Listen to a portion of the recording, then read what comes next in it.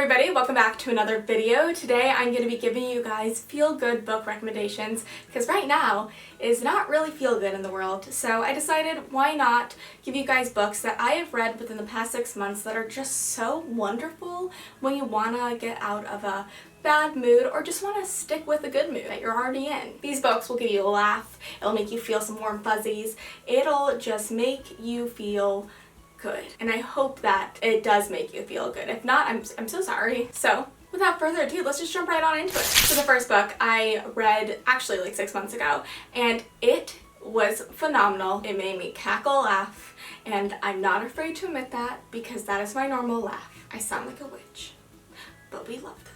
And it is The Undomesticated Goddess by Sophie Kinsella. So this book is incredible. Just like all of Sophie Kinsella's books, they all like follow the same kind of beat where it's like funny, feel good, but each one has a different and vibrant character that you get to follow throughout the storyline. Okay, so this book though, which is the one we're talking about today, but I do recommend all of her books. You want to feel those warm fuzzies and those giggles of laughter. But this one follows the story of Samantha. And Samantha, she's a perfectionist lawyer, and she literally is so on top of everything that she times her days by the second, pretty much. That is like the opposite of me. Like if anything, I'm like, what day is it? Is that? Oh, it's not. Oh, it's Monday. I thought it was last week Wednesday. I feel like that's a quarantine mood though right now. Anyway, so she times her days to the second. She's really on top of everything, and she really does not accept anything but the utter best from herself. But then when she makes a big uh-oh at work by losing a client so much money that I cannot even comprehend, she completely shuts down in a way that she's never shut down before. Because she probably doesn't even have shut down in her word bank because literally she's always on the go. She's always doing something. But she's always doing something that has to do with like getting herself money and doing things that are nothing domestic. And that's why the story takes a very interesting turn when she literally walks out of her office on a path to somewhere. She doesn't know where. She's seriously freaking out that she lost a client so much money and completely failed. And she doesn't tell anybody that she's leaving.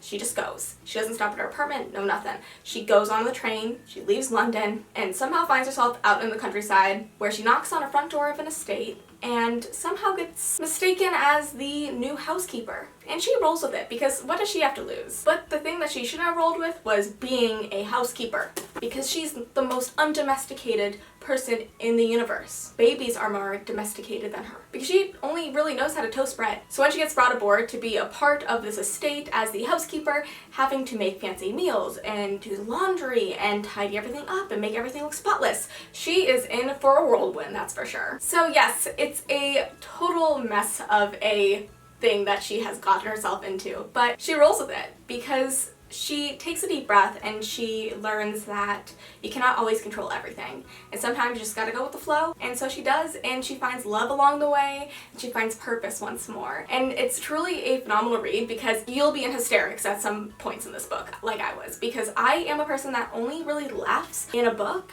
when it's super funny. And Sophie Kinsella, the reason I've read so many of her books is because she's so hilarious, and it's so relatable too, like this whole entire situation that Samantha has found herself in, because, you know, we're not all perfect beings. We don't know always how to iron a shirt properly or to not bleach a carpet like I did once.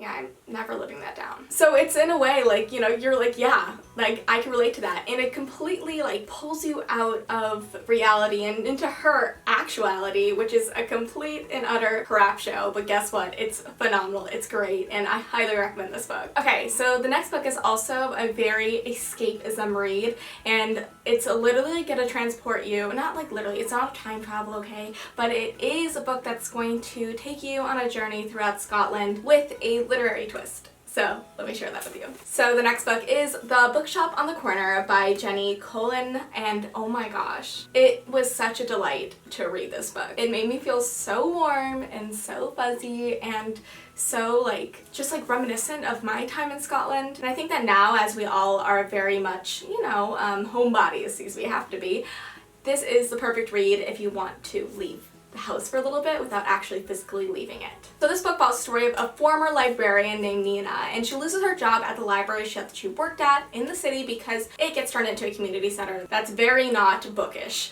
So she ends up going and picking up her life and moving to Scotland, buying a van, and converting it into a moving library. So you get to see her travel from sleepy Scottish town to sleepy Scottish town and meeting all these really like wonderful people along the way and changing people's lives, and it's just such a beautiful read, and it just made me really happy, and I know that it will bring lots of love and warmth to your heart as well because it's literary, it's Scottish, and it's very, very perfect if you want to be lifted up. I read this book about a month ago. It was just what I needed after I left the UK and known that like I was probably not going to be going back anytime soon because of the pandemic, and it helped bring me some travel nostalgia without having me leave the house, and that is wonderful. And it also gave me a really beautiful romance to root for as well, and we gotta love that. So totally recommend this book. This next book is by a friend of mine, and she is such a delightful human being, and that is Melanie Murphy, and she wrote this lovely, wonderful,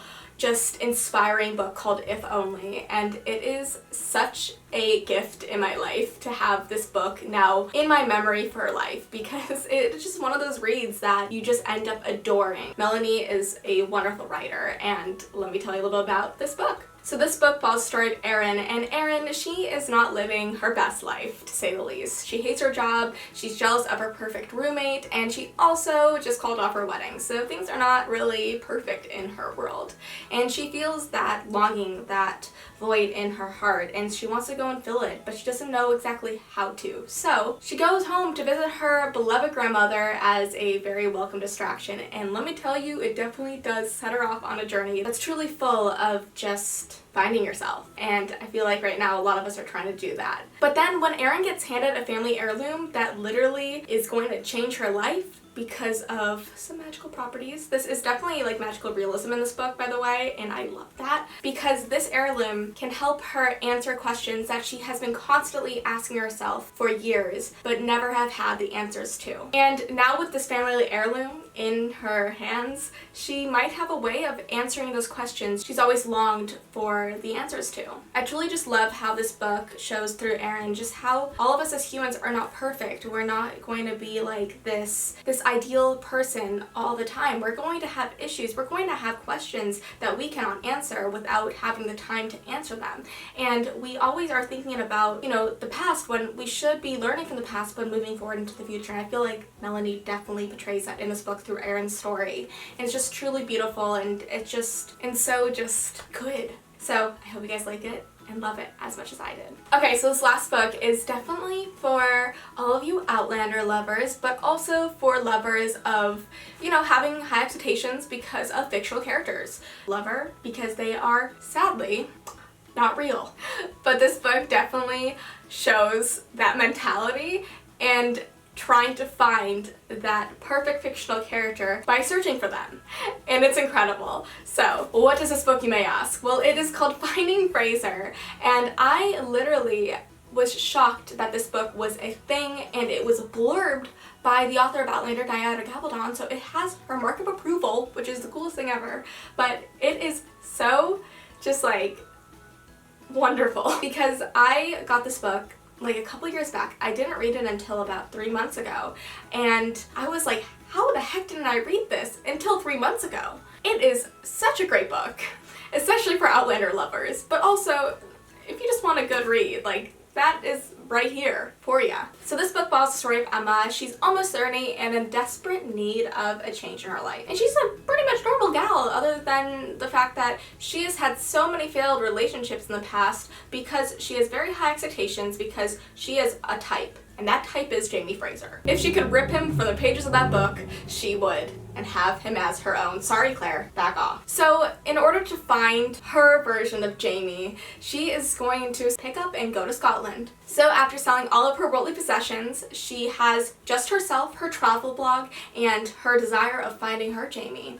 But then as she goes along on this journey, she doesn't just find, like, you know, that type of ideal man. She finds herself along the way. And I think that that is such a beautiful thing about this book, is that it is so nice to see characters, especially in very turbulent times that we're living in right now, find themselves when going into the unknown, because we are very much in the unknown right now and there's lots of time that we have to ourselves. And so with that being said, like, it's a good time to find yourself and figure out who you are if you ever feel lost. You don't always have to go and pick up and go to Scotland to find yourself, but you know, these books really show you that in the craziest of times, in the most spontaneous of them especially, you can find things that you never knew were lost. And I think that that is what is truly beautiful about all these reads. And I think that's why so many of them contributed to my finding myself again here on YouTube. So yeah, I hope you guys enjoyed this little recommendations video. A lot of these are very similar books. If you guys would like to see a fantasy or a mystery or a different genre of recommendations, let me know. All the books will be linked down below, so go check that out. Thank you so much for watching, and I'll see you next time. Bye!